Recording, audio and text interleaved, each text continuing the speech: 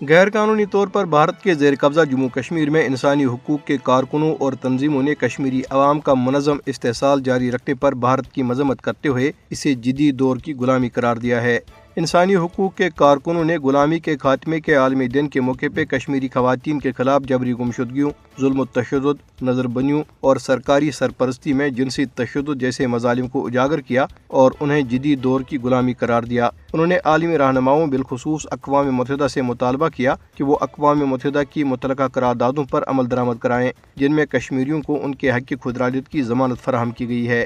Jammu Kashmir democratic freedom party نے اقوام متحدہ کے سیکرٹری جنرل انطونیو گتریس اور OIC کے سیکرٹری جنرل حسین براہیم طاہا سمیت عالمی رہنماؤں سے اپیل کی ہے کہ وہ بھارتی جیلوں میں نظر بند کشمیریوں کی حالت زار کا نوٹس لیں۔ ڈیموکریٹک فریڈم پارٹی نے دونوں عالمی اداروں کے نام خاتمہ تشدد، قید تنہائی اور طبی سہولیات سے محرومی جیسے واقعات کو اجاگر کرتے ہوئے نظر بند کشمیریوں کی رہائی کے لیے عالمی مداخلت پر زور دیا۔ خطوط میں شبیر احمد شاہ اور محمد یاسین ملک جیسے نظر بند رہنماؤں کی بگڑتی ہوئی صحت کا حوالہ دیتے ہوئے عالمی برادری سے مطالبہ کیا گیا کہ وہ ان کی جلد رہائی کے لیے بھارت پر دباؤ ڈالیں۔ دریں اثنا بھارت نے مقبوضہ جموں کشمیر کے جموں خطے میں پیراملٹری بارڈر سیکورٹی فورس کی 2 اضافی بٹالین تعینات کی ہیں۔ 2000 سے زائد BSF اہلکاروں کو سامبا، راجوری، پونچھ اور کٹھوا اضلاع میں تعینات کیا گیا ہے۔ تجزیہ کاروں کے مطابق یہ تعیناتی سال 2019 میں مقبوضہ علاقے کی خصوصی حیثیت کی منسوخی کے بعد حالات معمول پر آنے کے بھارتی حکومت کے دعووں کی نفی کرتی ہے۔